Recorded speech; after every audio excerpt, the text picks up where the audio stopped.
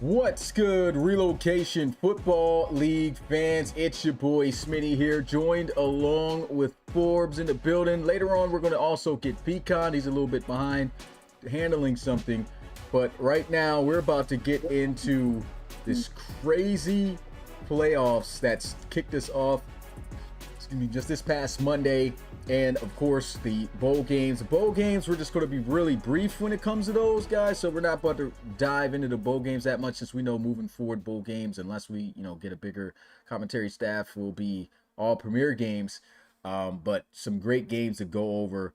And I'm sure what I would have started off with, I would have had Pecan, because Pecan's going to go over the bowl games real quickly in detail with that. But what I guess I can do, I can show you the final scores and just go through that real fast. And then after going through those final scores, then me and Forbes will just dive into the playoff games that all took place this week. And so with that being said, let's go ahead and go through the scores real quick. So the Salute the Veterans Bowl, Buffalo was able to defeat James Madison University 51-48. Following that game, these are the first three games were all at 4 p.m. Eastern on Wednesday. We had Coastal Carolina defeating UTEP 41-10, and the New Orleans Bowl. Again, all these games were premiered, and you can go back and check them out if you missed any and interested in seeing how they went. There's a lot of good close games in these matchups.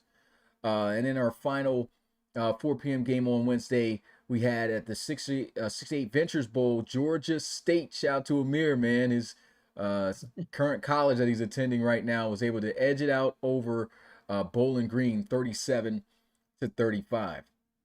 Following that game, we went right into the 6 p.m. games on Wednesday.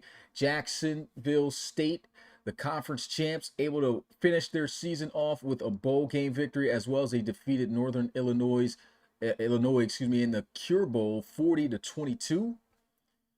And we had UTSA defeat San Diego State in a nice, close, competitive game, 55-48.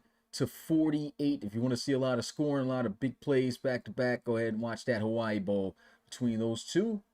And then the final 6 p.m. game on Wednesday, we had the Myrtle Beach Bowl, where Old Dominion was able to best Rice 44-37. You can see from these scores a lot of very close games, all a decent amount, at least within a possession. Then we get into the final 8 p.m. games. We had two of them. USF versus Louisville. Louisville was actually the favorites coming to this one, but USF able to knock down the ACC Birds as they win the Fenway Bowl 38-30. And in the final game of Wednesday, at the same time at 8 p.m. Eastern, we had Louisiana, who also won their conference just like Jacksonville State did in their bowl game, and defeated FIU 41-24 as they look good in that Boca Raton Bowl. And then we get into the Thursday games that took place, bowl games. We had Wyoming, after losing their conference championship game to Boise State. They dominated Kennesaw State in the famous Idaho Potato Bowl, 53-21. A big blowout there. We also had Toledo.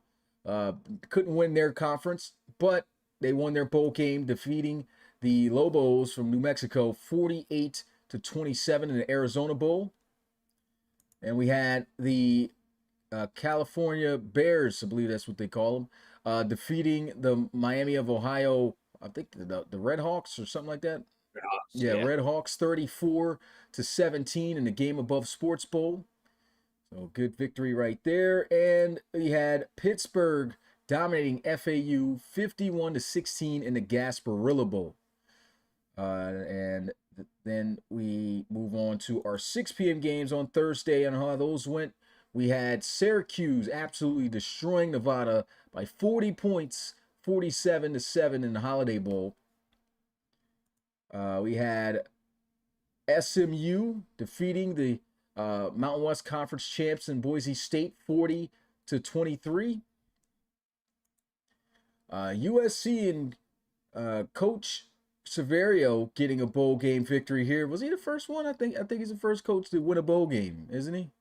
off of Yeah, this. he's the only Yeah, coach who would have played this yeah. late. So first coach to win a bowl game, Daniel Severio, as he was able to dominate a former conference opponent when they were a part of the Big 12, but now in the Big 10. Arizona State, they beat them 35-10 in the Guaranteed Rate Bowl, or just the Rate Bowl, I guess they call it.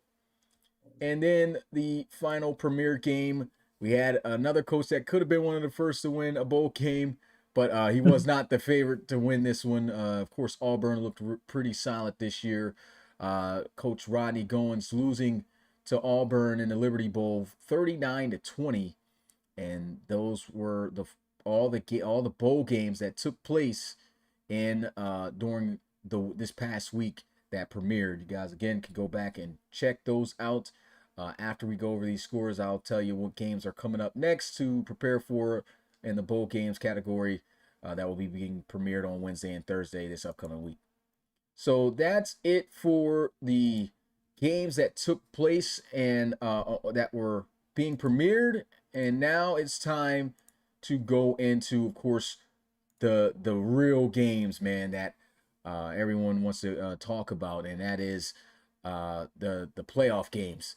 And of course, you can see off rip, the thumbnail says it all, man. A wild and historic playoff start. Bowl games and playoff predictions, of course, we're going to be doing after this. But yeah, Clemson, the two-time back-to-back national champions, getting eliminated in the first round to Oregon, and not just in any old-fashioned, just a close game or anything like that. They got dominated 40-14. Crazy game from Aaron Buck. Corey Baines looked really good. A rough game from Colorado Rivers. The defense just got to him. And I was going, one thing I did not mention during the game, but I'm going to mention right here. I don't know if anybody remembers that CS5 Miami season where the guys started out the year 11-0. And it just seemed like, oh, well, this is the year Miami's going to win a national championship because, I mean, they just getting the job done.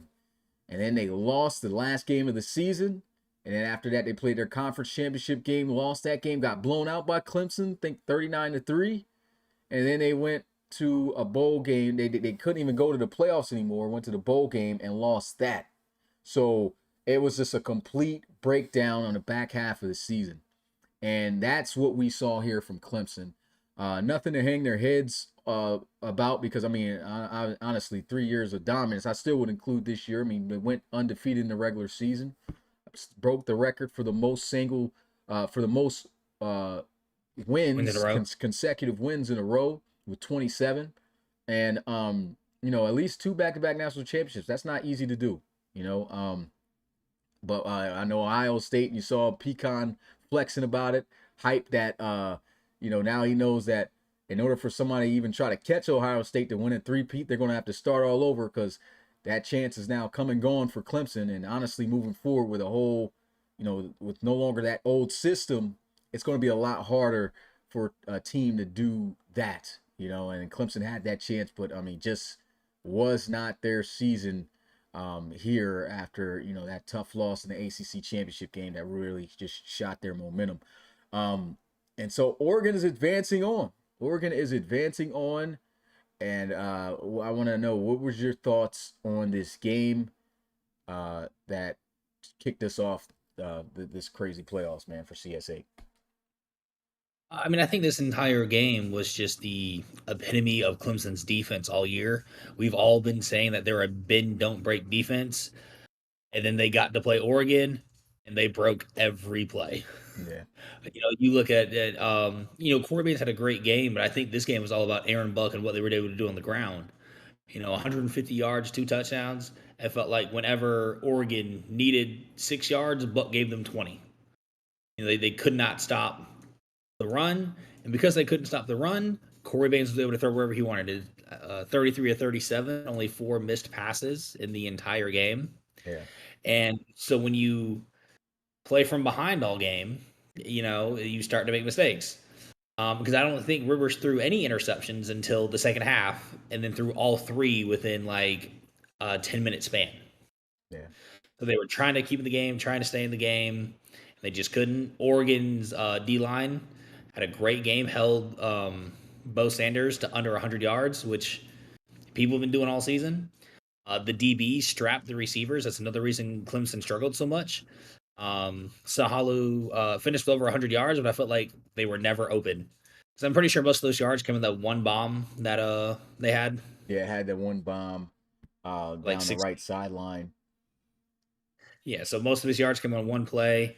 The receivers weren't getting open. They couldn't run. It was just a bad day for the offense and the defense. Oregon dialed it up, came in, got the job done.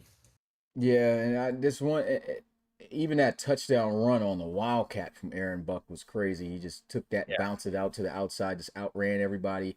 This is generic here in his first season in the RFL College Series, and so like that's, this is a guy to look forward to even playing next year. But to have that type of performance against Clemson, and you talked about it, this was a bend don't break defense all year during the regular season. And we saw it break for the first time really in that ACC championship game. Yeah. But they were at least able to put up a fight. But this game just got ugly, and they were able to get to Rivers. Rivers got cold, and when we see quarterbacks get cold in the college series, man, it starts to get really bad. We've seen some pretty big upsets from defenses being able to force quarterbacks to be uncharacteristic with that pressure that they were able to send, and just a lot of poise we saw also from Corey Baines. I think just playing his best football at the quarterback position, in a big matchup such as this. So big win for Oregon. Looking forward to see what they do in the next round. Set the tone for sure in the playoffs. We're the only underdogs to win in this matchup, but boy, there were some that came close, and one that came close, well, the one after this, the next two games were all within 1 point. Miami barely able to beat Tulane. I mean, it literally came down to the final seconds of the game, really, and Miami had to come back. And you talk about cold quarterback situations. Dante Taylor did not play his best game, even though he threw more touchdowns than his interceptions. I mean, you just saw a lot of inaccurate passes, uncharacteristic plays, stagnant offense. And I think, one thing, I talked with Coach Polk after the game, and he said one thing he kind of underestimated coming to this game is just how good Tulane's defense actually was. And they actually did a pretty good job getting that pressure and just holding Miami's offense to 21 points. I mean, that's still a great feat for an American Conference team to do. We had expected Tulane's offense to look pretty good, and they had their moments, but again, they were going up against a defense that was better than any defense they faced this year. Devin Norton was able to at least toss a touchdown pass in. But in the run game looked good with Armand Droge. And, the offense was doing the best they could. At the end of the day, it looked like they had him after that strip sack. And that got taken all the way to the house for a touchdown. Wasn't too much time left. Everyone thinking, man, Tulane actually just upset Miami. This is going to be the biggest upset of the playoffs. But Miami had other plans. Dante Taylor finally got hot, and at the right moment threw up a jump ball in the corner, as you can see here in this thumbnail picture, to grace this final score graphic. And man, the transfer from Tennessee, Charles, taking this one out of the sky in the corner, getting a foot in, and really scoring a game-winning touchdown. 21-20 final score here. Thoughts on this game? My thoughts have been Tulane's been my team the entire season. We look at that little mini game. I picked Tulane to win it all, whether I was serious or not about it. I still picked them to win it all. Yeah. I mean, just it was a great season by Tulane. We had talked about all year how they were just better than every other lower five conference team. I think they were an 84, 85 overall. The next closest team in their conference is like a 76. Yeah. They're just better than everyone else that they were playing, and that's how they end up with this 13-0 record, where their average margin of victory is 40, but their strength of schedule is under 500. They didn't play anybody. And we'd been talking all season, and we'd finally see where Tulane actually stacked up against these teams when they played one. They showed they could hang. Now, I do think, Miami being Miami, an ACC team, and the Tulane being an American team showed the talent difference. Miami didn't have their best day, but on their best day was good enough to beat Tulane. Because we talked about midseason, there's tiers in college football. And Miami is a tier above Tulane when it comes to talent, and I think that's what won them the game is their talent. A big time game right there. Of course, we're going to go into the bracket. Big rematches on the way after these first round victories with Miami, and of course the last game we'll get into. But another 1 point victory, man. This is why we said this was historic. Texas found themselves down 24-0 against Illinois, and it just seemed like it was over. It was a rainy day. It was just not looking good for the Longhorns.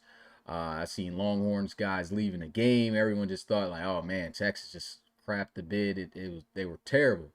And then out of nowhere, man, this guy gracing the poster, 86, man, Mac Van Ginkel had himself a Jaden Bush from CS5 type uh, game, man. I remember when Jaden Bush opened up the season for Georgia, over 200 yards as a tight end, and received a game. He never had another game like that though. The rest of that season, but Mac Van Ginkel really put his talents on display in a big moment. 13 catches for 203 yards and 2 touchdowns, and including a big game-winning block that gave them the go-ahead score with Shady Houston to win that game.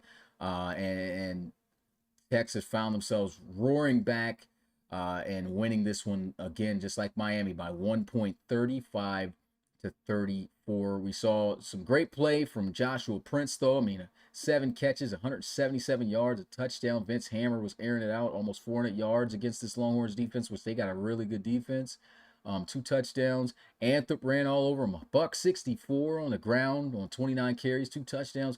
I mean, this was just really Illinois' game, and they lost, man. This biggest comeback in RFL College Series history in the playoffs, and ties the biggest comeback in RFL College Series history with 24 points. Thoughts on this game and Texas showing and what Texas showed to come back and finish this? And that just show that they're trying to say they're the real deal. They're trying to show that they can beat anybody, whether they got to come back from 24 or not, that they can do it. I do think this game is more on Illinois got complacent. They let it get away from them. You're up 24-0 in a playoff game, and they just took their foot off the gas. They let Texas come back. They let this do this. But now we are talking about Josh Prince, a freshman, Vince Hammer, a freshman. Is Anthrop also a freshman? Yeah, all of So Illinois. all three of these guys, freshmen, all three of these guys coming back next year with playoff experience. I think Illinois is going to be the real deal next year. But right now, Texas is ready to make their run. Yeah, I mean, that performance by Mac Van Ginkel was something serious. I was shocked at Texas not going their traditional route with things. I mean, they really did, even though it's 22 carries, Shady it's still not got bad. 22 Shady carries. Yeah. Houston, like he didn't get those carries at points in which you were used to Texas giving him those opportunities. I mean, there's a game this season he had 6 touchdowns. Like they usually give him the rock in some situations early and often. This game he barely got anything until it was late in like about the fourth quarter, late in the third. So I think that kind of threw it off, especially trying to air it out in those conditions.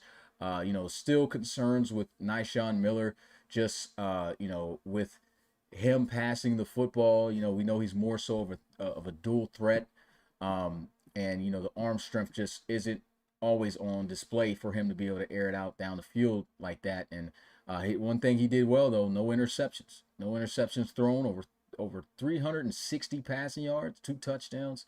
He handled business and was able to stay locked in to come back and win that game. I mean, that's just big time for him, and of course the Longhorns, and as they await their opponent next round to try to see if they can get to the semifinals. Anything else you want to say on this, or are you ready to go into next game? Ready for this last game.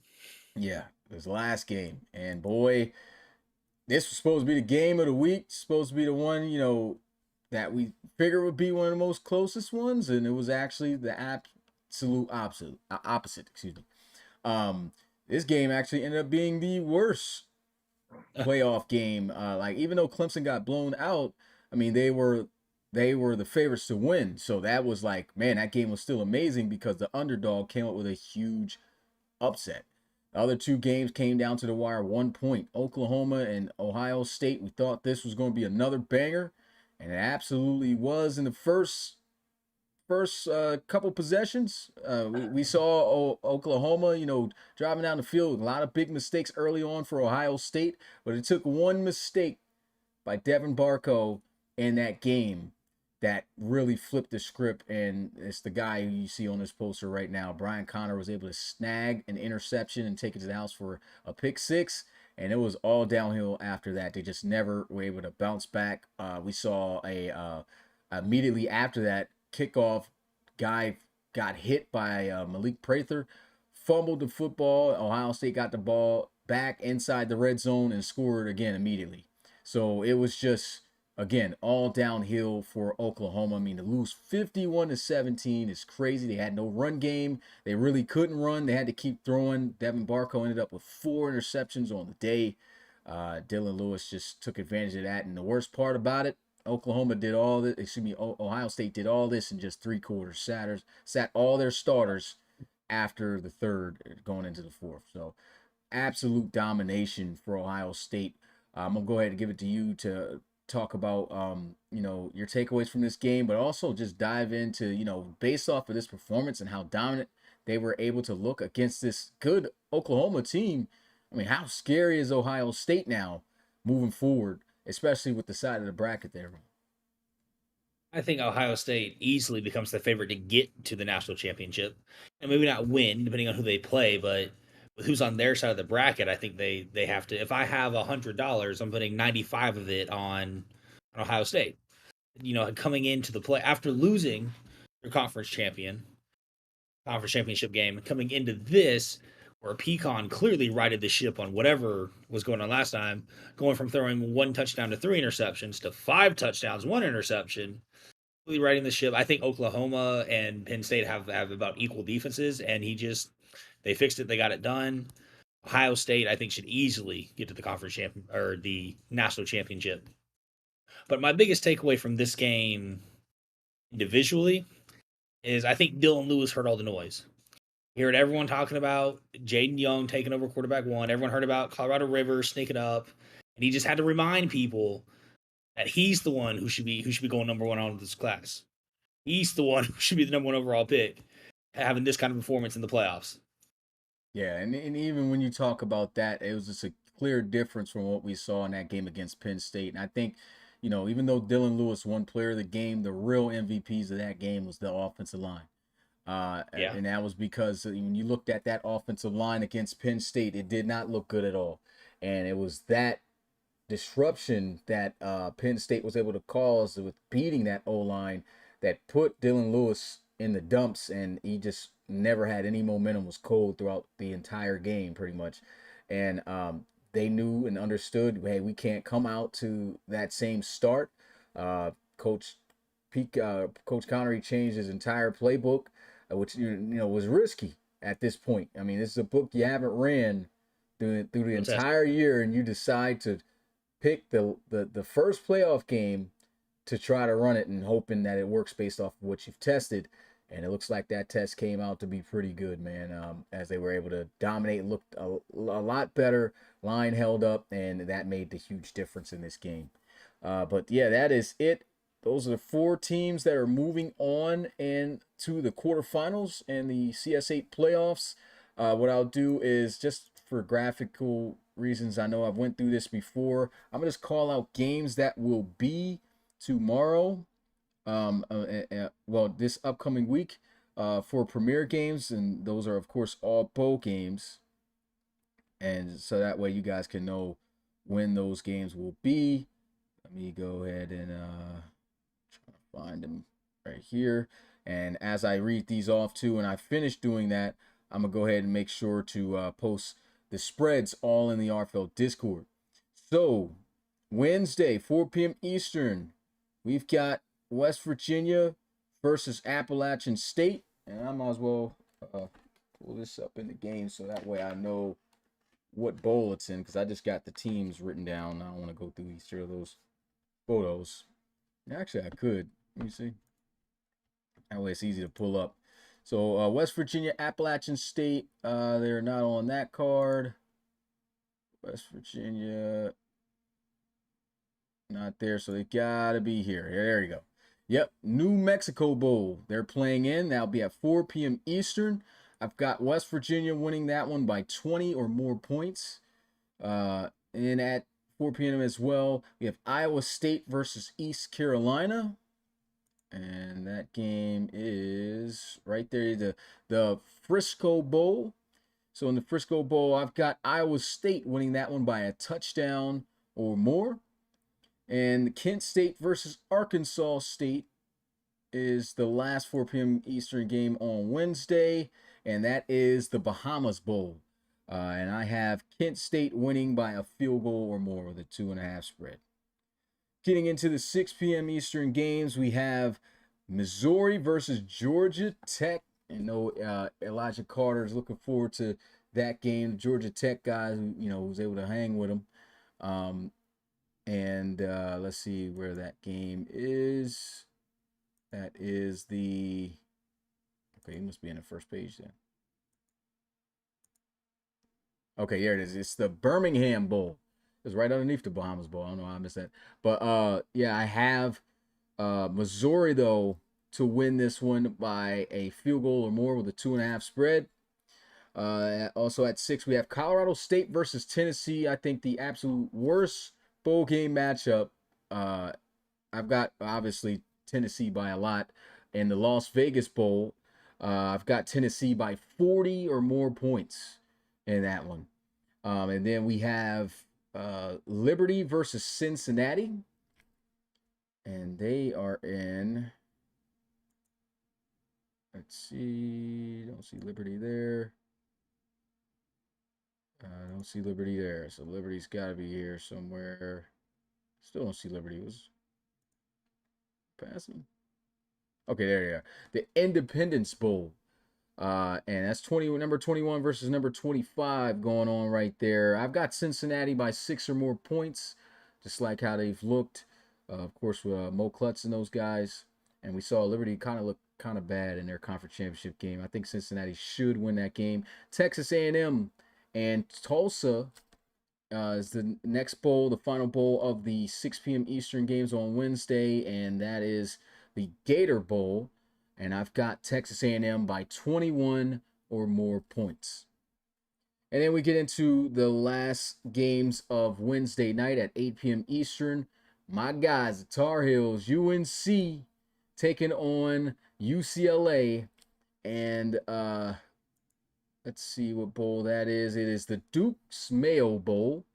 And I have UCLA, just being a realist, based off who's coming in there. UCLA is... Listen, man, you gotta be biased.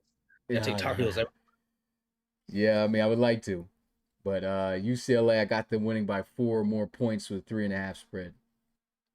Then we have the final game with that, Notre Dame versus Utah. That's a really good bowl game to look forward to as well. And that is the Alamo Bowl. I've got Notre Dame winning by a field goal or more with a 2.5 spread. And so those are all of Wednesday's games that will be premiering. And the Thursday bowl games, the final day of bowl games, we have North Texas versus Florida State. And let's see if I see them. Okay, they're towards the bottom. The Military Bowl, North Texas and Florida State. I have Florida State winning by more than 21 points with 21.5 point spread. And then we have Army versus Southern Miss and the First Responder Bowl. And I'm going with Southern Miss. Army just really hasn't looked good in Sims, man. I'm taking Southern Miss by 6 or more points. Then we have UAB versus Duke.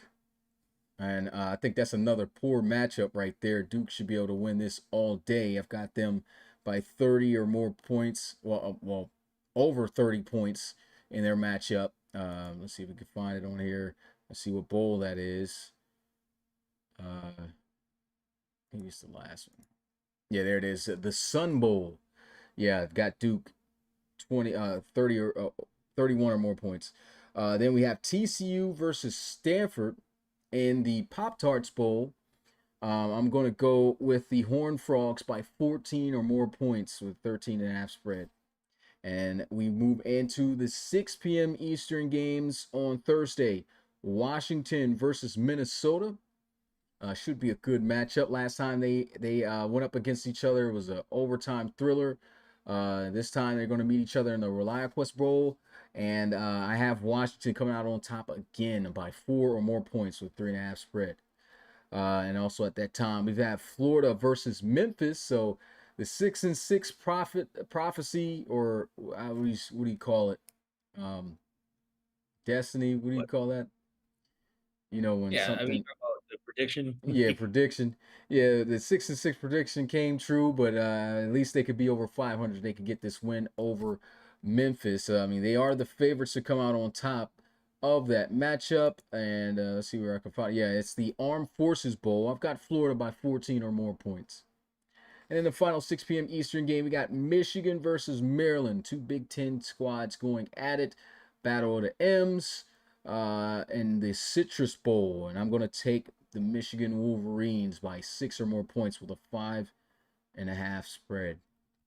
And then the last two premier games we have is Georgia versus Nebraska, which is huge.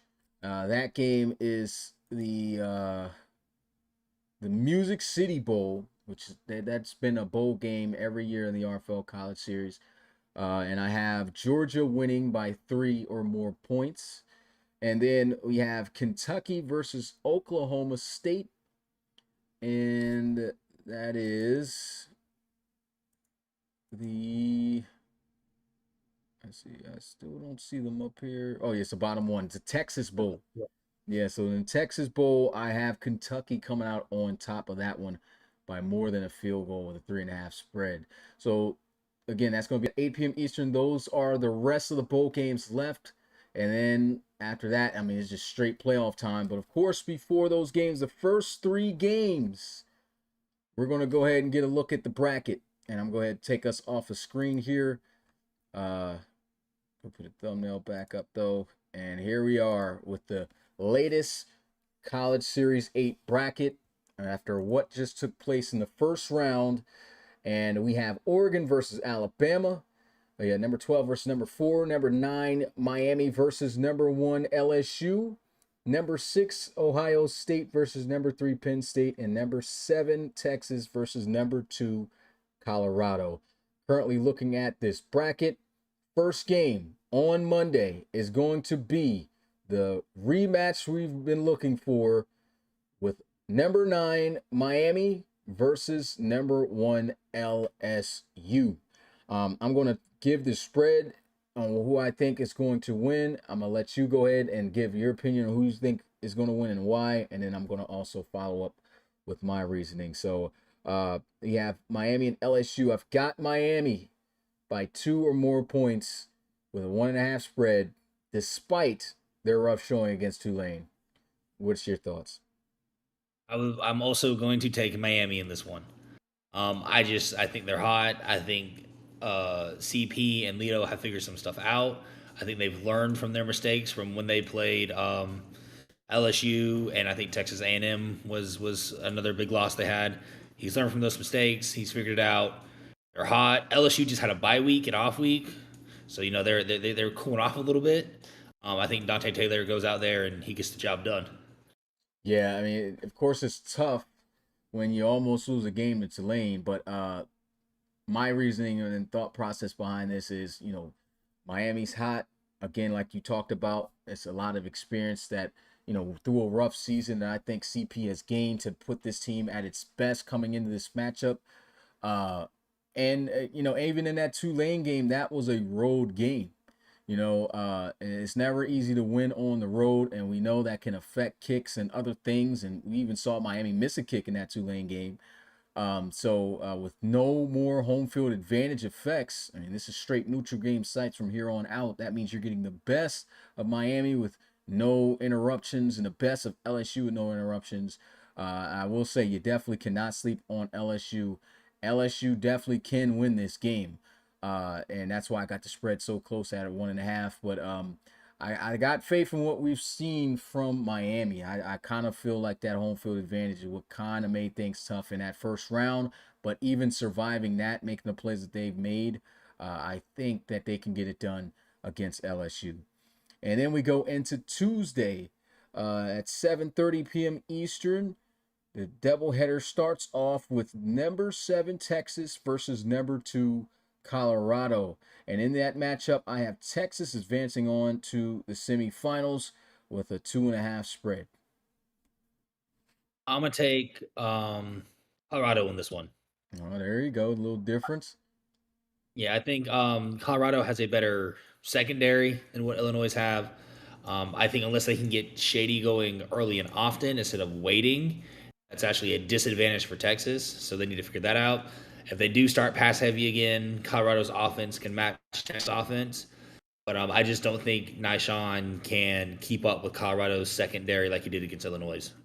Yeah, one thing that has me leaning towards Texas's side is just the overall talent, right? And it's the talent that was able to get them over Illinois, which you even discussed. And I think Colorado, they even though they played some good teams, they have not played great teams. Now, can I say Texas is a great team? I think they're pretty good, man. I think they are pretty good. They can start out slow. They cannot afford to start out slow and be stagnant, though, like they were against Illinois, against Colorado. I mean, Colorado's secondary is the best secondary in terms of interceptions and is giving the ball back to their offense in the country.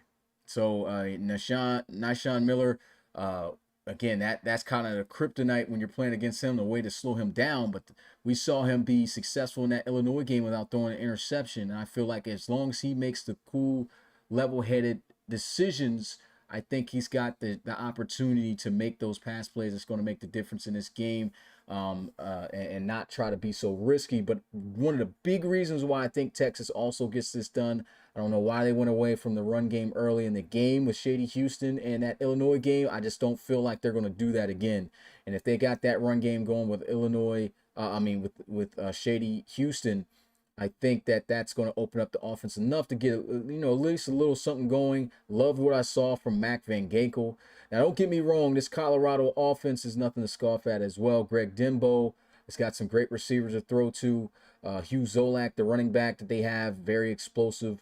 But I do feel like Texas defense, even though it looked like a liability just last week against Illinois, they did shape up, stop them, and managed to get their offensive opportunity to come back.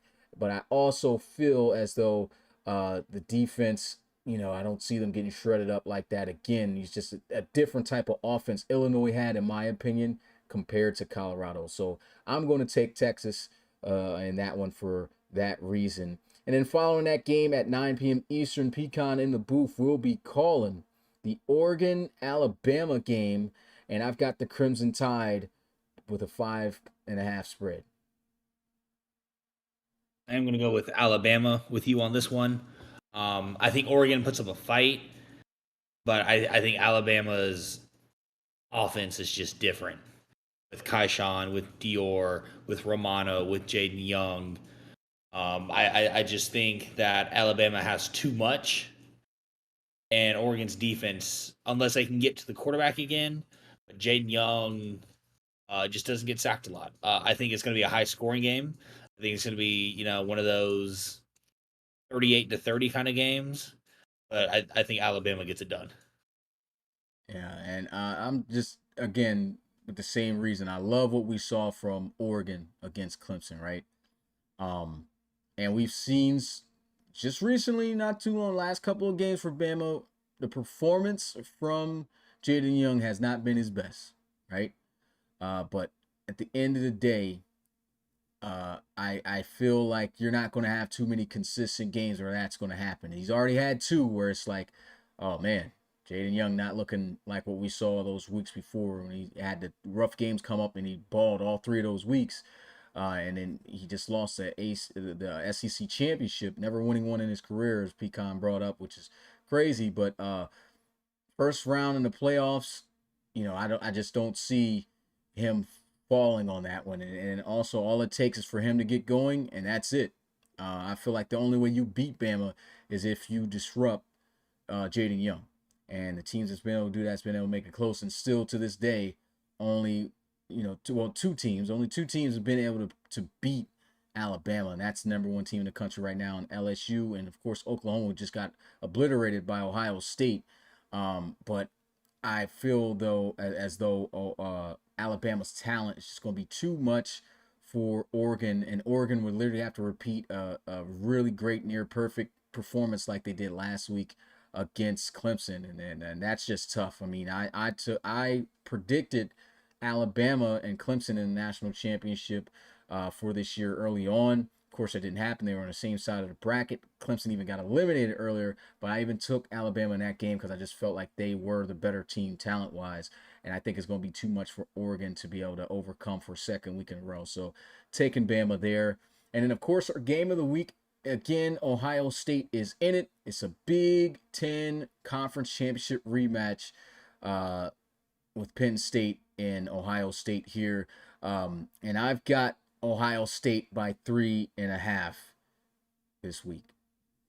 Yeah, I also have Ohio State. I said it all when we went over their last game against Oklahoma. They're the hottest team in the playoffs. Um, and I don't think they lose to Penn State again. Yeah, and even I think that Pecon's righted his wrongs, figured some stuff out, and they're cooking. They're ready to go. yeah, and even talking about that last conference championship game, I mean, remember how much it took for them to even win, and they only won by 7. It was 23-16 the final score, but there were so many mistakes being made by Ohio State. They had The interceptions, yeah, interceptions, of I think they course. fumbled. Yeah, the fumble, one of the fumbles not even being actual fumble, just didn't get the favorable call or challenge. And then also even a blocked field goal attempt where they could Yeah. have got some points. So if you want to count that, that's 6 turnovers, and they only won by 6 points. Yeah. So I think like for all that to happen again, I don't think it's going to happen. Penn State will have to prove us wrong and really show that they're really like that and beat Ohio State again without all that even having to happen. Which I think, like, if without that stuff going on, as we saw, Ohio State start out sloppy again, just like they did against Penn State, but it took one turnover, one big play that we saw Brian O'Connor make, and that just set the Buckeyes on fire for the rest of the game and dominated Oklahoma as bad as they did. So yeah, taking Ohio State there to advance on. So let's go ahead and get our predictions, from there based off of who we think will go to the national championship and win it. So that would mean on my end, I've got Bama and Miami. Well, both of our ends. Yeah. Yeah. Both of our ends, we got Miami and Alabama. In that matchup, who do you think is advancing on to the national championship? I'm gonna go with my heart here, not my head. I think Miami and CP go to the national championship in that matchup. Oh man, that would be something crazy. Miami has always been trying to push for that since CS2. Really started getting the ball rolling in CS3. So many attempts trying to get there, and during the mod era, just never happened. And for that to happen, that would be absolutely incredible for CP and Lito and those guys who really started this hurricane movement, in the college series. Unfortunately, with all that good stuff being said, though, I'm going to take Bama to go to That's the my heart. national Go with my heart. championship, man. I just feel like that talent is something else. I will say, like, if they look shaky against Oregon, though, again, that's where I'm going to be a little bit concerned. But I do feel as though Bama's going to be able to handle business, and that's going to be tough, man. It's going to be extremely tough to try to beat that team. I've even heard, talking even with CP, he knows that's going to be the tough team to beat, and I'm just going to have to go with them until Miami proves otherwise, man. More trash talk, I guess, for being CP to talk in the chat. If he gets it done, man, prove me wrong in that ACC championship, beat Clemson completely, flip their season around, Here's your opportunity, man. Of course, you got to get it done this week though against LSU. I mean, this is a tough road from here on out to try to get to that national championship. But yeah, I'm going to take Bama in that matchup. And across on the other side, this is where we do differ. You took Colorado to advance on to the semis, and we both took Ohio State. So Ohio State, Colorado, I don't even know if I really even have to ask you. I'm pretty sure you're going with Ohio State in that one. Ohio State 10 out of 10 times. Yeah, yeah. So understandable. I don't think there's nothing to really to say there. Yeah. Texas and Ohio State for me, I'm going to take Ohio State, man. I just feel like this is where, if Texas gets that far, this is where the buck stops, and it's from the Buckeyes. Because with that defense they have, they literally have the best defense in the country. Sean Miller, I think they're going to put a ton of pressure on him. I think they're going to stifle the run game. They have the best run defense in the country as well. Teams aren't even close in that statistic. And so I feel like they literally take away the entire offense of Texas to do anything. And they would have to literally pull out an outlier performance in order to beat the Buckeyes. And with that, I mean, that's just too low of odds of happening. I'm going to take the Buckeyes to go to the national championship. And in the national championship game, it's it's different. You got Miami versus Ohio State. I got Bama versus Ohio State. Who do you think in your matchup wins the national championship this year? Ooh, that one's tough. I'm gonna give it to CP and the guys. Oh I'll man. have I'm gonna have Miami win it all. I saw what their O line did against Clemson. I saw the O line again. I mean, Tulane got a little bit more pressure, but CP's talking about all these upgrades he's been doing for these guys. You could tell the difference with Dante looking more confident. They're having a little bit more of a run game.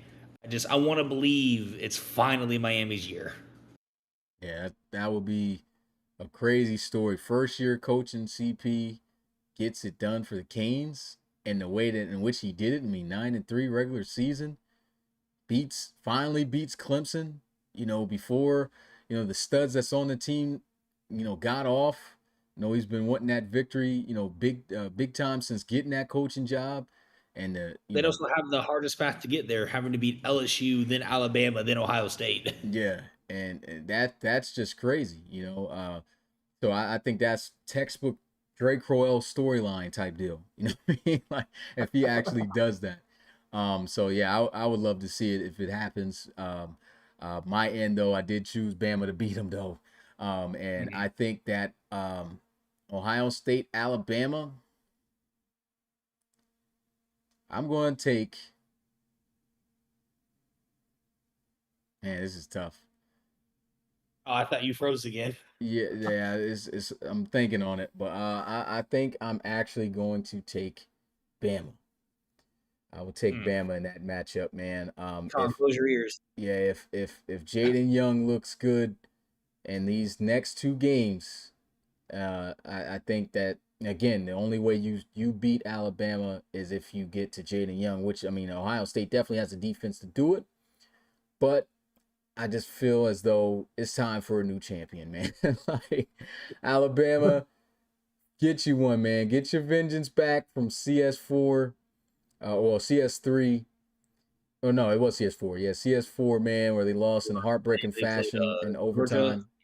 No, they played Ohio State in that overtime Oh, game, the okay. national championship. I was thinking And I was thinking McCall's national oh yeah, that was championship run. CS2. Yeah, CS2 Yes, there. okay. But yeah, that game right there, if it happens, that would be amazing to see as well. Ohio State and Alabama, and if Bama gets their vengeance back for the first national championship in the college series, that would be an amazing storyline as well. So those are our predictions for the CS8 bracket as of where it's at right now. Seeing guys participating also in the chat.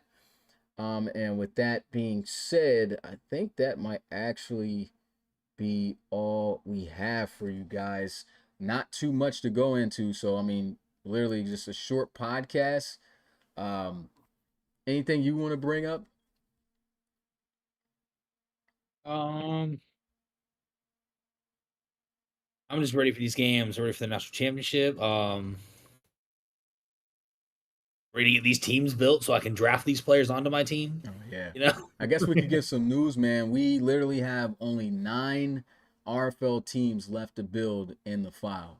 So we've been working, and when I say we, and not everybody, it's a select few. Shout out to Forbes though. He's made the most CPU teams, 6 of them, right? I'm on my sixth. Yeah, he's on his 6th CPU team, man. So that's how much he's been grinding. Rob right now is working behind the scenes. That's why you haven't seen him on a podcast lately. It's not that he couldn't make it. He just rather choose to work on the RFL teams to get those out the way so we can get things going, because trading all that stuff is not going to be available up until that all gets handled. And then we have to make sure we do that fast too, because there's stuff we have to do. Is trades aren't just going to be open immediately, because we need to handle stuff even with the teams and coaches getting abilities and stuff like that now. So all that stuff needs to be handled before we even get into that. So these teams are definitely top tier priority. These guys are working, and shout out to them, their work ethic also with the league, for the league, and just being league first guys. And again, I want to play the bell for some college series guys, man. You want to know why? Because I put an announcement out there. You guys could have been getting reloads before you get drafted if you were building some RFL teams. Just saying. 10K reloads you would have got each team. Oh, y'all missed out on that opportunity. Every team now pretty much has a head on it, so it's a wrap. But, Forbes was out here getting 6 teams done, 60,000 reloads he's getting for that as a coach. That could have been a player, could have been one of you guys, help you guys out. But, it is what it is. You guys just looking forward to playing, looking forward to your draft. And I'm working on that too. Been working on the graphics for it. Really just building you guys cards, and I have to build the draft class. Like, I have everything set up, and I just have to really, start working on that class when I get the time. So, I mean, we're really working towards the end of this year for a banger. There's no better time to tune into the RFL than right now, when you got the college series playoffs going on. Conference, as soon as conference championship week hits in college series, that's when everything just starts to take off. You got that, you got the bowl games, you got the of course the playoffs, you got the national championship, you got the returning East versus West college series bowl game that's going to be coming back. You have the draft, and after the draft you have, of course, season 10, the 10th ever season, the first ever RFL Hall of Fame draft, a Hall of Fame class coming in with the first 5 best players. You got a whole lot that's going to be coming to the league, man. Even preseason, which means we're going to be getting a chance to look at the rookies being able to play. So that's going to be fire, man. I cannot wait. This is the best time to be tuned into the RFL. But with that being said, we're going to leave the floor open to you guys to ask us questions pertaining towards anything RFL related, and we will be able to answer them live here. Guess Pecan was never coming on, but we got through it, man. Is it, hey, Smitty, you heard about me becoming a coach? Yeah, I heard about you, man. We going to have to talk. I mean, he said pack your bags for Oklahoma City right now. Yeah. Well, what I would say is this, Rods. Just for, I know it's a little bit public. I don't think it's nothing bad. It's nothing too bad, but I would just like to see more, man. You just did college. Did you do much? Honestly, not too much. I mean, you made Baylor look better than what they did last year. I mean, they went 3-9. You won at least 7 games, took them to a bowl game. Did you win the bowl game? No. But, I just want to see a little bit more effort, with the team. Like, because when the RFL level, you got to be active with your team, like, a lot more. You need to be able to post, about your team, have a social media presence. I haven't seen a post or anything about Baylor once, this whole year. So that right there, is something a little concerning. I'd say, hey, man, we could talk and see if there is a chance, if it's a team that I might be okay with, you have an opportunity to coach. But to be honest, like I said, is you're not going to have many options based off of what you were able to show. And again, I know you're fairly new to football too. So it's like, with that aspect, that's a lot, you got to have some football knowledge, especially on this. I'm not saying you don't, but I'm just saying you got to have a decent amount of football knowledge on concepts and different things, because this Madden is very different. You can find yourself getting on an RFL team and losing, going 0-17, being the first team to ever do that. So I recommend taking your time, learning, uh, getting better at the college level, learning how things work. Um, but if you're interested in that, I mean, I'm not saying that there's not 100%. There's no chance 100%. I gotta review and look through all that, but we can sit down and talk and see what happens.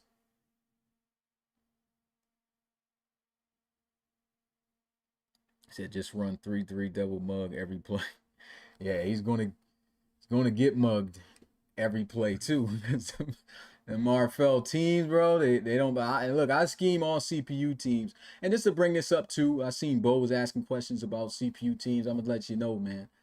Uh, CPU teams, I get them right, man. I put them in the best situation. You're always gonna have a good draft class because I have to know the draft class, so it's a big advantage for CPU teams. So their development progress is really good. Of course, we would like to have more coaches in the league, but again, you need to have the right guys, and of course, guys got to be able to pay. But yeah, it's nothing wrong with getting on a CPU team. I can tell you that right now. I mean, CPU team won a Reload Bowl this past year. Even got there on both sides.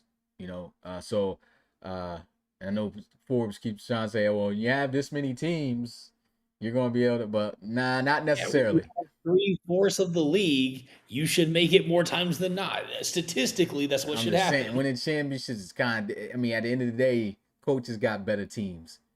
But At coaches the end still of the got better day, teams. I'm gonna hit but you with at the the end of I'm the gonna hit you with day, the trumper. I have a 1 out of 32 chance to win. You have a 20 out of 32 chance to win. I'm just saying, Diablos. The Diablos can beat a lot more teams. That's all I'm saying. That's all I'm All saying. I'm saying But is, I'm what were just the saying. Diablos before I got here? That's all I'm saying. I'm just saying, man. At the end of the day, the Condors won the bowl. Should have never happened. Should have never happened. But you guys let it happen. You guys let. You know who made it? You know who really made it happen? Who messed it up for you guys? The Steamers. I'm gonna go The ahead and play the Steamers. bell. Because you could have And got guess them what? out of the first round, but you didn't. You let them hang The Steamers are around. are what team? They're a what team, Smitty? What do you mean? They're a Fake CPU news. team. Fake news. Fake news. They're a They're CPU fake team. news You team. did it. Nah, but They're a CPU team. hey, I managed to still finesse and get them in the playoffs though, because I thought they were cooked. I didn't think they were gonna make it. But yeah, they found a way to do it with wasn't it a losing record too? 8-9? No, they were 9 and No, 8. 9-8. Okay. Oh, that was the Thunderbirds that I was about to finesse and get, but they couldn't. The Thunderbirds and the Explorers both missed it by a game. Yeah, but man, that's the challenge of that's the challenge of the RFL, man, is with it being all every game, no auto wins no more. It's that's what makes this league now at its most competitive, and even teams that you would think is at the top tier with injuries too, which is why like I'm high on injuries, man. I know guys don't like them, but I'm high on injuries. I like injuries because they create amazing storylines for the league. I mean, even look at what happened this year with You guys getting just like opportunities. You said what? seeing people get hurt. That too. But so nah, but nah, I really like the storyline. There were so many players that had opportunities to show what they could do that in prior seasons they would never got. So I love injuries, man. They it makes real stuff. And like even think about even this draft class coming out right now. There's gonna be some guys that's gonna be sitting the pine, gonna be riding the pine, man, all season. Be like, dang, I'm probably never gonna play first year. That's I'm preparing. I'm preparing you guys right now. That's a part of this draft class. Reality hits when you get to the RFL, man. You don't expect to start. Like, just don't. If you get the opportunity, be grateful for it. Be grateful to get in that position because at the end of the day, not many will get that chance. and you're going to have to wait. And there's a lot of guys who just fall off because they're like, oh man, I got to wait a whole year to play. That's the reality of professional sports, and that's what we look to give to you in the RFL is the realism of what it's like to be in that position. You can be the man at the college level. You know you're going to start. You're going to know you're going to be that guy. Going to get those opportunities. But in the pros, you have to earn it against guys who's been here since season 1 and their 10th season. You're not going to get the spot over those dudes, man. You know what I'm saying? Or just even other guys who've just proved themselves. Especially if you're not putting forth the effort. There's a couple guys too. I'm calling some guys out, man. Dorian, where you at, man? Catch this bell. Opportunity for him. I'm just calling out some guys who really had opportunities to be able to, play, but just stepped away. Him. They've got. Man, I'm just blanking. That was one of the main guys I think on my head, but it's a lot of them, man. It's a lot of Like, players that could have been playing. His name like Romanelli Oh on yeah, the Jaden Snowhawks? Romanelli. He really could have been. I mean, still can be the successor to Joey G. He's If he 77 overall at the age of 23. But it's like he's not active, so I a could good see one that I we could were just see me talking about taking a earlier. quarterback for the Snowhawks. And Yeah, me and challenging Dion were just talking earlier. Fucking oh my bad. him. Never mind. Keep going. What you say? Trey Train on the Monarch. You said That's his what? name. You said what? Receiver on the Monarch. Trey Drain, the third. Oh yeah, Trey Drain. Man, he got some real stuff that went on. He didn't just step Oh, away. He's a Ivy League college guy, man. So he's like doing a lot okay, of okay. big stuff. But yeah, there's a lot of guys who have opportunities in this, and people step away too early. There's a lot of guys that just because they didn't play their first year, they left, and it was like literally the next year, had they just earned their reloads and did what they were supposed to do, they could have played. Like they literally could have been the guy. It's a lot of those dudes. Don't be that guy. All right. Because, I mean, at the end of the day, even if you are that guy, that's good because the next guy that comes in that's willing to work, But I'm the not perfect guy. hesitating to give him the opportunity on a CPU team for sure. On a coach team, I know a coach definitely is not going to want nothing to do with an inactive dude either. I So, was about to say the perfect example right now was Ramos. yeah. He never showed up. That's why I traded him in the first place. Now he's an 80 overall, sitting on the Cougars at 23. And Rob's like, "Nah, I need a new quarterback. This guy's never here." Yeah. Like he's ready to move on because Ramos is just now a generic that we can't do anything with. Another one too, even though he tried to come back, but it was too late. But because the opportunity happened, was Joseph Fontanez. Joseph Fontanez had a couple years honestly to take over that at the time Lancers, but now Lumberjacks organization. And what happened is last year they went and drafted the best quarterback out of that draft in Jordan Granger. Dude came in, started over him immediately, and won offensive rookie of the year. And Granger was active throughout the year. And off of one season, he jumped 10 overalls from a 75 to a 85 overall. And that's what he is after heading into season 10.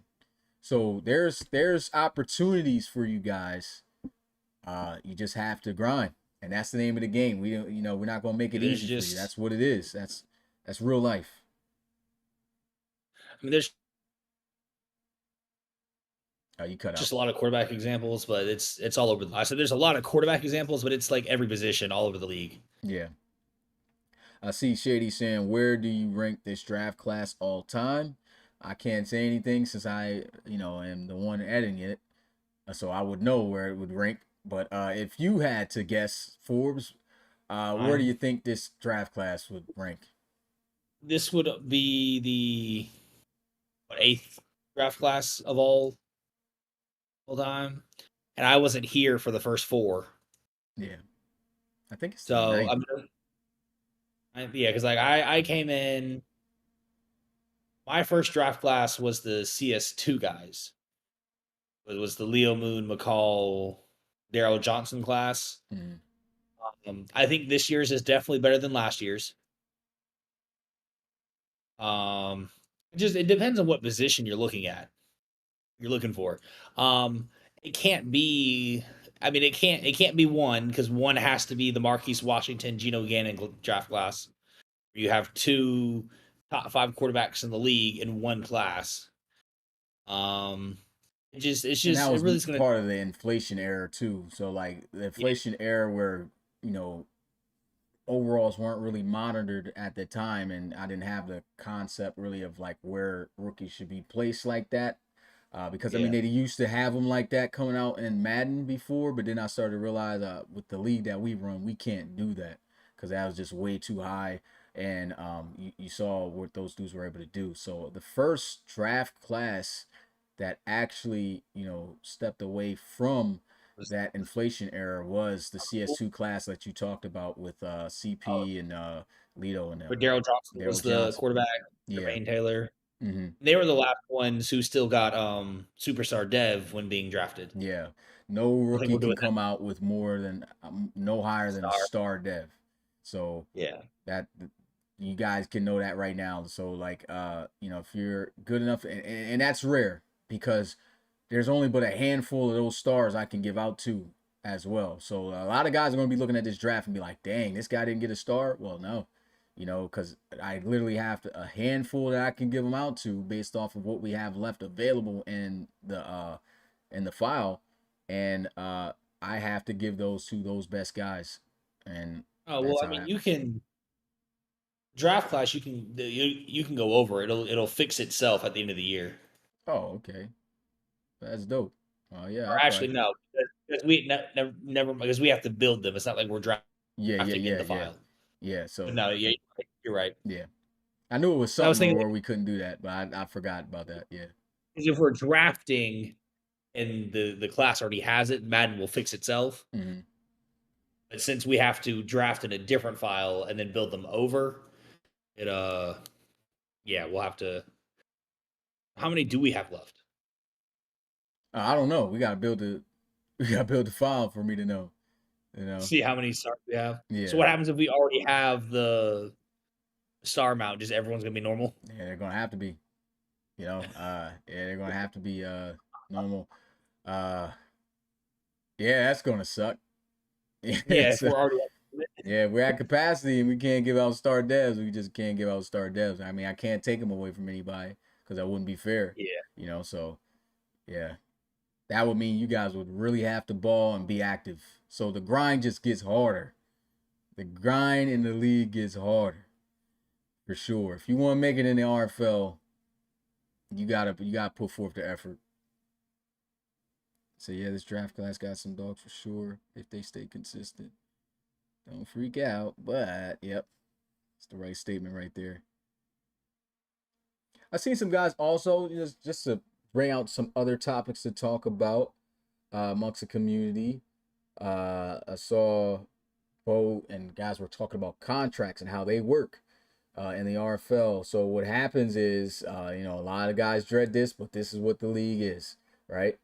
Um, you come in as a rookie, you get drafted, you have to serve your 4 years. Well, depending on if you get traded or whatever. But if you've been there your 4 years and it's time for your new contract, you cannot just up and leave and go wherever you want and hit free agency. The team has the right to sign you to a second contract, depending on what that player in the game is asking for. And that can be lengthy. Just letting you know that. Now, does it mean that you're going to have to stay there the whole time? No, but it does mean that an opportunity to replace you, since they've used their resources to get you, has to be available for them to trade for in order to make that decision, especially on the CPU side of things where I'm running the team. You know, the way I look at it is guys, you know, we put time into making your players good at the pro level. And with guys, with us putting in that time, you know, you've been with us for 4 years. You're finally at that point where we got you to, and now you get to a point where you're like, oh, I'm ready to leave. You know, and in real life, that's okay because there's real situations where those players are actually doing the actions, living in those environments, going through certain things. At Making this, that money. yeah, making the money. But in this field of simulation, those factors of real life we cannot adopt. And so I have to protect my teams first before any player. And so the teams have that right to sign you back. And it's not just the CPU teams, which guys already know I will do, but it's the coaches too. And if you might have a problem with a coach that you get drafted to, but at the end of the day, he's got the right to keep your player. And I know that might drive some people off. And if it does, you know, it is what it is. I'd rather protect my team first than have a team gets stacked somewhere else, or a team who put resources towards getting you as a player just have that loss where they have to restart. So that's the reality of the pros. You got to grind, and you might be in a position where you're staying on the team you got drafted to. Again, it does depend on the situation, on what's available for them to trade. But outside of that, it's just about having fun and being a league first guy, right? I know the guys are going to care about their players and stuff like that, but you know, we're looking for guys who are actual league first guys, and what that means is, you know, despite you might not get to play, you might not get the play time that you want, even if you're good or whatever it is that's happening, you have to support your team.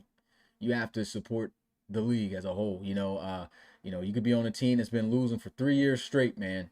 But if you're still on that team, you know, I'm not saying you can't complain. You know, you can't say like, dang, man, I want out of here. There's some guys you can, you know, that guys put rumors out and say, hey, man, they're looking to get traded. Then, you know, people see if they can make that move. But if not, it's what you got to deal with, man. It's what you got to deal with. And again, it's team first here in the league. It's league first. Those teams are what's important.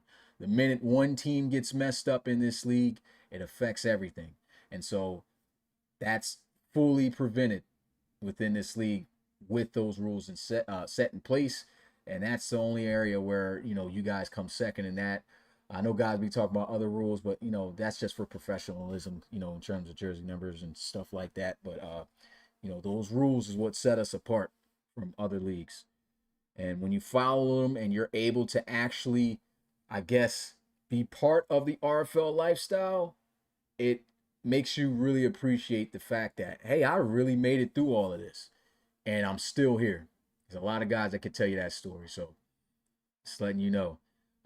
You know, it's not easy to be a part of this league, man. I'm letting you know that right now. It's easy when you're the college player. It's easy when you're the star. But how, you know, what are you guys going to be like when you can't make another player? You got to stick it out and grind with this dude, and you have to stay with him in the contract. You cannot, if you get drafted and you have to serve those 4 years. You can't just say, yo, I'm going into free agency, I'm creating a new player. You cannot do that. Those 4 years have to be served, and your coach or the team has to be willing to cut you into free agency for you to even restart after you've served that time. So again, this is what you guys are getting into. This is the real deal. There's no just stepping away and I'm gonna do this. No, you can do all that in college. In the pros, it gets real. All right, let's go ahead and read some more stuff. What's going on, Sean? He says, I just got here. Q, what's that? Smith was talking about. Okay, he's talking about what I said. Have you announced when the draft is going to be? I can say this: we are aiming for the draft to literally be the day after Christmas. It's a 3-day event, and that's going to be lit to make that happen. We're working. It's a lot of stuff we still have to do before we get there. Like I'm working on the whole presentation. I got to make all the draft prospects, their ratings and stuff like that. It's a lot, but I do think we will have that all done by this time, and especially when the bowl games this week is over with, then that's when I can really hammer hard on the draft and get that all ready, so that way we can have that the day after Christmas, and right after you guys get your gifts or whatever it is you're getting, boom, turn on the TV next day. Where you going? You know what I mean? I think that's going to be dope. So I'm ready to work. That's what I like to hear, Zach Tank. This is getting Coach Boone speech. Yeah, gotta let him know, man. Y'all college boys need to be helping us make teams if you really want. Yeah, I was telling them that CP, but now we got all the teams covered, so they can't get those reloads at this point. Unless somebody wants to make the haul, cause I could say that, but I mean, I really at this point, I don't know. I think I might as well just handle that. It says day after Christmas. Oh yeah, Q said it. You will be perfect in every aspect of the game. It says weight room. So I'm gonna get my welcome to the RFL moment. My first game, can't lie. I'm just happy to get drafted for real. I'm gonna play hardest, whatever, wherever I go. That's what's up, man. That's the attitude you gotta have, man, when you get into the RFL, bro. It's a real grind. And I'm glad you already are saying that you're going to get exposed because there hasn't been one rookie that stepped in this league that hasn't. you're definitely going to get a welcome to the RFL moment. It might be embarrassing. It might be one of the worst I can think moments. of a rookie who hasn't. You said what? I think of one rookie who didn't get one. Ooh. Would Oh, I can't. You cut out. You said? Daryl Johnson just came in, went undefeated, and won the Real Bowl? You hear my back? Yeah. Okay. Yeah. You came back. Yeah. Daryl Johnson. Daryl Johnson was just different. Okay. Now, and I can't say now he had some. I'm pretty sure he had some moment where he tried to scramble and he got killed. Like I'm pretty sure he had some of those and fumbled the ball. Let me see. What else? Doesn't matter when you win every game, though. Yeah, if you go back, yeah, when you win every game, go undefeated. I don't think that's ever gonna be done again.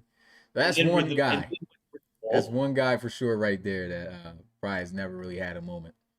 welcome the RFL to himself. Yeah. It's me. I'm gonna DM you about creating team. All right, bet, man. I'll say I got one team that I'm about to work on, but I can give it to you to create. And again, if you do the full team, you will receive 10,000 reloads.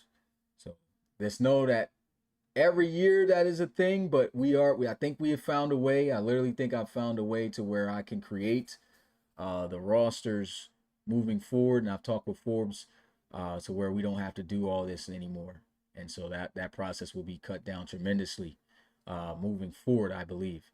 But if it doesn't turn out like how I think, then that option will always be available. It's all good, Pecan. Hey, QPOC, you're welcome to the RFL moments when you had to go shake Roland's hand the first time at the Barons facility. He said, "Get ready to learn read option." Draft gonna be something for definitely gonna be something. I pray my Texas boys get drafted. This draft talk has me feeling like Squidward meme right now. On the foot wise. Hey, good luck to everyone in this draft class, and I hope y'all ball out. Yeah. Yeah, man. Good luck to everybody, man. Again, the grind is what's most important. Gotta embrace it. You don't embrace it, the league going to chew you up. That's it. And it gets real. That's all I can say. Like, I know it sounds like I'm just trying to gas up the pros, but I'm telling you, the pros is a whole different beast, man. If you can succeed in the pros and actually become a star, like that's a big deal because it's all not about easy. the pros. Yeah, so it's literally all about the pros, and it's not like how I see other leagues around where it's like I feel like, well, at the end of the day, we created this college. We really created this college stuff. You know what I mean? We really created that lower level to the pros stuff. But we started out pros first. And that's what made the RFL what it is. And even though we got college, I mean, it's just different. It's different. I think, both can be loved equally depending on who you ask. But one thing I can always say is every time a dude talks all this college series stuff and they love this, and then they get to the RFL and they see what type of beast that is, they're like, dang, RFL, they don't even want to hear nothing about college no more. You know what I mean? It's like, I'm in the RFL now. I ain't trying to hear about, what you did in college. That's why we have those back and forths in the community, in the Discord, man. It's always going to be an RFL pro talking trash to the college series guys, because the college series guys are going to think what they did is so, and I'm not saying it's not. At the college level, it's great. But those national championships, conference championships, accolades, all that's not going to mean nothing if you don't show that same talent at the next level and grind for it. Because you will get exposed. So when will Smitty, when the schedule for RFL coming out? That won't be till like later. It's definitely gonna be after the draft. So well, we who knows? We got to see how that all works out. But the big thing is like when we get these teams, the fastest we get these teams done, the fastest we can start doing things to prepare for season 10. There's a lot of stuff I got in store, guys. I'm telling you, season 10 is about to be a movie. Now I'm sitting on this train getting attacked. It's me talking about RFL like we about to hit the breaches at Normandy. Yeah. Yeah, man. It's about to be real. Trust me, man. Ain't nothing like when you like Zach, for example, bro, or Shady, since you said it. Like, ain't nothing like you get that opportunity, you like, yeah, I get my first carry. You know, 1-2 punch or whatever. And then next thing you know, you're getting smacked by DeMarco Orlando. You know, and it's like you gonna know the difference immediately when you start seeing how these pros start moving. You know, and the way you got to work up, because there's dogs, man. There's dogs, there's levels. If you start balling as a rookie, man, there's no better feeling, I'm sure. I mean, of course, I've never had that experience, but you know, I could just tell from the years of guys doing this on how they light up when, you know, their guy gets that opportunity, when they've grinded for it and they finally touch that field and they're actually making a difference on the team. They're actually making plays. You know, that's a great feeling. It's great to see. You're going to always have the community hype behind you on that too, because they know and saw what it took for you to get to that level. Like, I'm telling you, man, it's just different. It feels like how it would be being an actual pro athlete. The pros is just different animal. Yeah, that's a fact. It's facts, bro. Definitely facts. Gameplay slightly different. I like that Madden or EA does do that. And this Madden 26 gameplay in our simulation style, bro, is about to be. This is probably about to be the most fire season the RFL has had, gameplay wise. So that goes to show you a lot, tell you a lot right there. We'll stay on for like we got a max of 7 minutes. You guys still got some more questions? Go ahead and ask. I'll get out of here at 10 for sure. But I've seen guys just hyped up in the chat, just asking things. Don't got many people left, but if you got questions, you want to ask about the pros, anything, still keep asking away, and I'll answer what I can. Big difference. Got to get split in half first. You're gonna get split, yeah, bro. The community's gonna let you know who not to run into. Like you going when you playing that day that you playing a certain team, they're gonna list off some guys. Be like, oh, you playing the Voyagers? Oh, you got Adam McCoy. He's about to knock your head off. Oh, you playing the Explorers? Oh, you got again DeMarco Orlando. You got BKM. You got Darius Young. Heavy hitters, right? Oh, you got Nyquil Jones that you got to try to run through if they give you a dive up the A gap. Like, it's guys, bro. And those are dudes you don't want to see, especially on defense. Defense gets exposed a lot more because you could get trucked, you could get mossed, you could get burnt. You're going to get did dirty on defense if you're a defensive player, man. Don't expect to make every play on defense. You're going to get exposed. I promise you that. And got demolished a few times, not going to lie. Pulling guard. Oh, yeah, lineman will kill you. That's for sure. The change of pace finna be different because it's a faster game than the pros. Well, the thing about Madden is it's actually slightly slower, which makes it difficult. So even though the game should be, in real life, it's faster, but college football moves way faster, much faster in the sense of their movement than NFL, Madden does. So that means those You're windows. talking about you're talking about like the presentation of it, but the players like from play to play during the play Yeah, it's are different. faster. No, they're slower. Yeah, is it? Madden is slower, and that's what makes it more difficult because the speed, you can do all that quick juke move and all that stuff in college, and the movement's a lot more like swivel based. Like you can do that and you accelerate faster. In the RFL, you gotta literally pick up your speed. You gotta literally gaps are gonna close because your player's not moving as fast. Like it's really gonna feel like things are moving fast when it actually is slow. So you have to be literally a different type of player. Like you really have to have great acceleration to be able to move like that. You really have to have great speed to be able to move like that because it's going to show. You're going to see a difference. Like you can have a whole 92 speed, but you see a dude with 97 or above running there, you're going to be like, oh, that looked different. They ain't look the same like in college. Promise you. And that's what makes the difference. Even though it's slower, it's actually better, and it's harder to succeed. Yeah, Ray Franklin knock your block off. Look, a list of names coming out. Tyler Cage to kill you. Your boy Marvin Woolfolk. Some other Clayton Zeno. Yep. CP. They said Garrison It's a Ash. lot of Garrison Ash will put you in a coffin for sure. You're gonna be playing these guys just on a bunch of different teams, man. And I don't even know if guys even know about Tom Brown. Anybody know about Tom Brown? I mean, I know about He Tom may Brown. not be a top 10. Yeah, Forbes know about him because he's in the division. But not a lot of people talk about Tom Brown. When you run into Tom Brown, he gonna knock a brow off your head. That's what he gonna do. He gonna body you. There's a lot of hitters, and on this Madden, they are booming. They are booming. You're fumbling.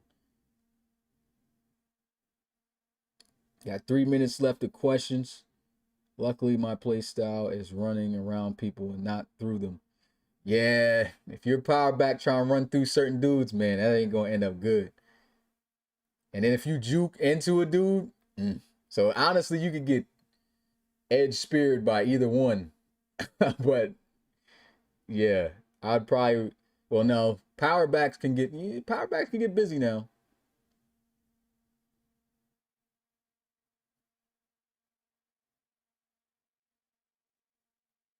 Pros is faster than college. Yeah. Q will Q said. That's definitely what I meant.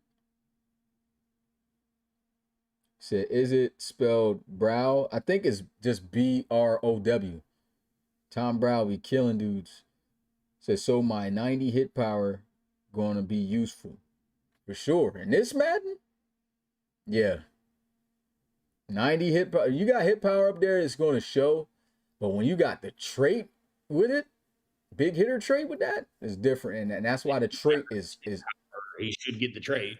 well, no, because people You're confuse changing that. that No, well, you have to have the quality, you have to have that rating to get it, because and you don't just get it right away. You have to achieve a goal to get it. So you're not. now. Aren't you? Because as of right now, no one has any traits until you decide what they get. No, they're purchasable. There are some traits that are purchasable. Did you forget, somebody, that the traits are different this year? Yeah, I know they're different, but the goals are still the same. So no user at all is getting any traits until they earn them. Is what you're saying? Yeah, until they earn them or they pay for them. You know, that's the only way you get them. Because what happens is, you say, for instance, like let's talk about big hitter, for example. I want to tell you guys the difference between the big hitter trait and having hit power. Hit power means the potential that you have to lay a big hit. Like that's how powerful of a hit that you can land. Hit, the big hitter trait, the trait means the consistency in which you can do it. Those are two very different things. You can't just get a consistent hit power just because you can hit hard. That's not what that means. That's why those are two different things. To get that trait though, you have to at least have a certain rating in that hit power, and you have to have a certain statistical goal that you hit, which I know one of them is, well, two of them, obviously you have to have the rating, and the other one is you have to force at least 2 fumbles that season. If you do not perform that, you cannot get it that year, and you have to wait till next year. Like CP, yeah, might have been drafted with the big hitter trait. So he's had it since he's been drafted. Is he all of a sudden not going to have it because of the new rule and the way the traits are? Even though he's had it for the last 3 seasons? Oh, yeah, there's going to be some guys who will not have hit, but like if you did not display it It will not be shown. CP has displayed hit power, especially since last year. Well, so that's what so he's a user who's gonna get it. That's Yeah. what I was. Oh yeah, yeah. That's Okay, yeah, yeah. You're gonna get it. If you displayed it, you're gonna get it. It's not like if you had the trait. If you had the trait in the game last year, it does not mean you're gonna get it this year. You okay. only That's like Yeah, yeah. you have to be a special because the way I look at traits now is did you stand out doing that? If you did not stand out doing that, you're not getting that trait. Okay. Yeah. My boy Bonesy in the chat. He said, I'm here. Kenny Okay. D No is worries. I had to scouting make for his sure. new team during the playoff. Okay, looks like Kenny D, the receiver, trying to get out of Duke. You got a pretty good receiver over there too, man. If anybody trying to holler at him. I am bringing Duke back though next year, so we're still going to get a look at yeah, they got some studs on that team. So even if you don't find a home, you want to stay there, man. Opportunity No. there, my So boy. what he's saying is that like if you earn it this season, you don't have to re-earn it every year. You just need to earn it the one time. Yeah, and Just for some reason tear your ACL and then don't play for a year. yeah, like and just thinking about it a little bit, yeah, you got to display it. You got to display it. So like if you don't meet those goals, you're not getting it. yeah, CP, you'll I mean he just said it on it. You'll have big hitter going into next year. Yeah, like going into this year, like guys who I've seen, because CP was laying some frequent hits last year. There's guys who had the big hitter trait and was not doing that last season. You know what I'm saying, or the years before. So that's where I'm saying the like if you didn't show it and throughout your history in a sense that you were that type of player, you're not gonna get it. Don't matter if you got the trait or not. And that's You're for good, any CP. trait. Let's see what else somebody else say. Said power backs are the meta 26. Yeah, they've been looking pretty good, man. So is there in-game progression? Yep, there's in-game. There's always going to be in-game progression, so you can progress, and that's at base in the game. So it's not at a fast rate, which is why your dev trait is very important. Because even though you might be balling, you got that normal dev, you're not going to be moving at a fast pace. So it's Those a grind. That's why those reloads come in handy. Um, how do you change players overall from college to pros? It's just, I have a system that of course I can't give out because I make the players and coaches would definitely use that. But it's pretty it's a good portion of it is easy to see just based off of where you see guys land overall wise. You kind of get an idea. You compare, you're like, okay, well, if what's the name was this good last year, is he better than him?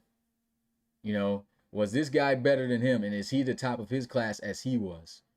That's like, that's the best advice I could give to somebody when it comes to overall ratings. That's all I can really give away. Tupac, we're redoing everyone's traits this Yeah, year, everyone's and straight. not a neon yet. So currently, no one knows what anyone's trait is. Yeah. Except for CP knows he has big hitter, and that's it. I'm gonna be the first running back to have his helmet flying off in the game. That draft of a hit power is sweet.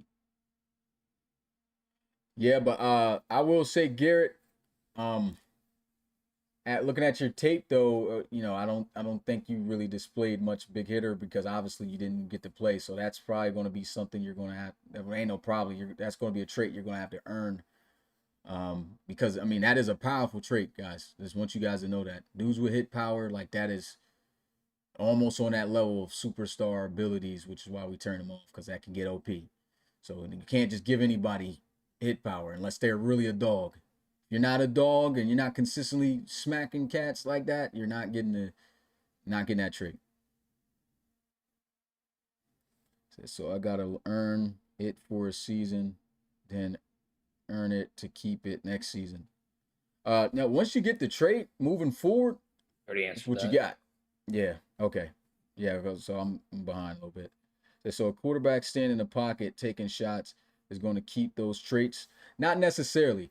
Uh, the way I'm looking at stuff like that is okay. How consistent was this? You get a trait based off of how frequently you did those things. So a dude may be in a pocket getting sacked up and stuff like that, last year or even a year before that. But how much of it really was like different from everyone else? Like now, if you was a guy who was constantly getting in there and you were just seeing, man, this guy just stays holding on to the ball, and he's just been known for that. You're going to be the one that gets that trait.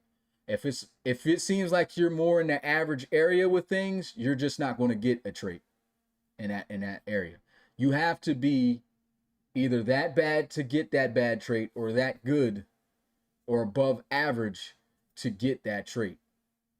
And this is only for returning guys. Everyone knows they got to earn their stuff moving forward. But that's how I'm going about traits.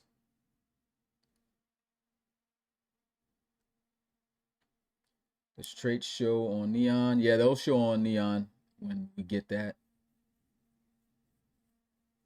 99 CS, 78 RFL. Pretty much, Bonesy. Yeah, he's about spot on right there. We understand that when you come in this draft, I don't want nobody to be hot when they look at their rating, man, because it's a climb, man. That's all I'm gonna say. It's a climb. Now, for some guys, they can be that good. And they can come in great overall, great spot to land, easy spot to dev. Some dudes are gonna get blessed with that, but yeah, not everybody. Most dudes won't. So when do quarterback traits you gonna take into account their whole career, or just like the last? I'm taking into account really their whole career. It's not really their last couple seasons. I'm thinking about a whole bunch of other factors too. Not trying to use too much of Madden metas against them. But again, if I seen other players play in those same conditions and do better, then that's where I am gonna weigh that heavy against them. Which there always is a guy like that, but obviously those guys who performed on those harder Maddens to perform that way are going to be the guys who are most likely to get the good traits. Because even through the difficulty, they found a way to be that good, and have done so in multiple Maddens. So those dudes are going to be getting the good traits. Now, if you've just been trash majority every time, and you know what you're getting. Wade is going to be seeing them ghosts. I want guys to stop being recency bias. Well, not even recency bias, because I wish you were recency bias, because then you would know what I'm talking about. But a lot of guys cling on to past stuff and would like to talk about players like how they played 3-4 years ago, when the last 2 to 3 years they've been eating. I said entire career. Yeah, but hey, man, hey, it's been 2-3 years now.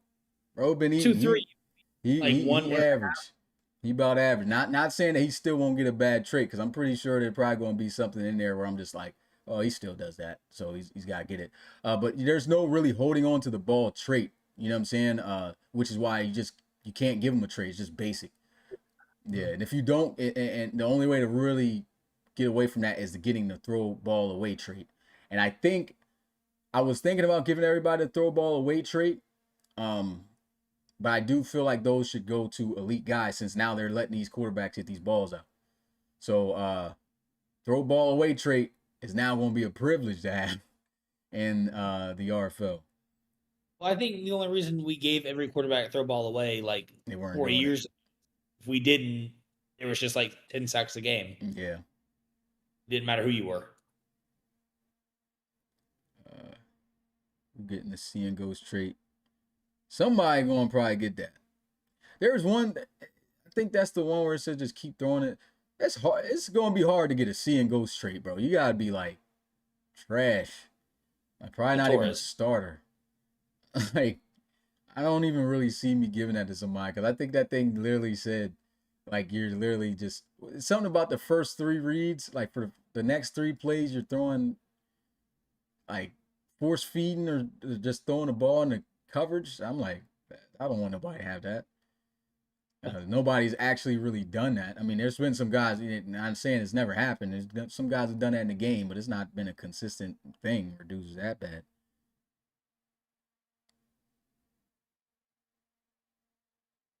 Oh, yeah, we have went over our time, though. I would say, any questions you guys got for us, Of course, I would have loved to keep answering here live, but we've been going on for a good minute, going close to 2 hours now. What I will do is, message me in Discord, and we could probably answer things there for you guys. And honestly, man, just for you guys, if you guys want to, I know it's kind of late. You want to jump into RFL VC? We haven't done the Gen VC in a minute. Got to show you guys some love. I'm gonna go ahead and hop into Gen VC tonight, man. And if some guys want to get in there, because I know there's been a lot of guys who want to chat on stuff, get in there and rap, you can go ahead and do that, man. So that's it for me and Forbes here from the RFL podcast for the College Series 8.